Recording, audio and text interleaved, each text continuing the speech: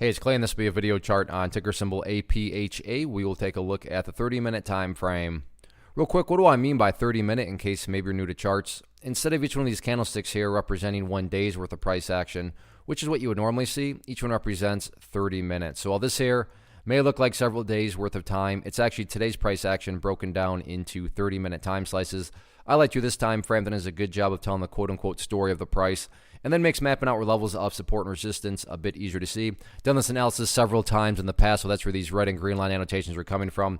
But really now, I'm going to just get rid of all these lines here. Sure, they still pertain. They're just not relevant. And from a presentation standpoint, I don't want to risk causing confusion and clutter because there's lines all over the place. So let's just try to keep this as clean as possible going forward. Now, as far as near-term levels of resistance are concerned, the one that immediately stands out is, this little trend line resistance here, which illustrates that, after the first 30 minutes, which were quite rough, even after that, the price did still have a gradual decline to it. Now, does that mean that this thing is going to continue to collapse? There's no such thing as a guarantee in the market. However, that's definitely kind of illustrating just how much, the bears seem to be picking up in strength. Again, not a guarantee of anything, but there's no doubt about it that, throughout the course of the remainder of the day, even after that rough first 30 minutes, the price did still have a gradual downwards move to it.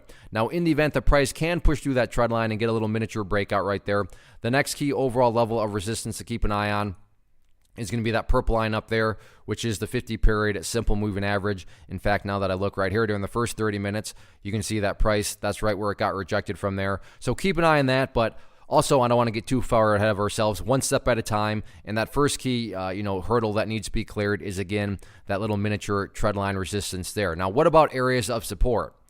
The level that is looking quite important right now is here around $5.15. First reason is, nothing complicated at all because, simply put, that's right where the price finally stopped going down today. And then you go back here, and although not exact, I think you can agree that, this general area right here was an area of price congestion that did indeed act as support. So 515 is quite the historic level and a very important area going forward. In the event 515 cannot hold as support, so if the bears are able to, get a crack down through that area, the next key level of support to keep an eye on be down there around the $4.75 mark. So keep an eye on these areas going forward. But yeah, right now the bears are starting to show some signs of strength. The bulls do still have a chance, but yeah, it's time for the bulls to step up, and we'll see if they can do that or not. One of the biggest questions that I get is, hey Clay, how do you find the stocks that you trade? So what I've done is put together a free resource guide where I talk about the tools that I use to locate stocks that I find interesting and think may have potential. So if that sounds like something that could add value to you as a trader, then click on the image that is up on the screen right now and I will email you the guide. The guide itself is very short and to the point, and best part, it's completely free. Thanks for watching the video. Let me know if you have any questions.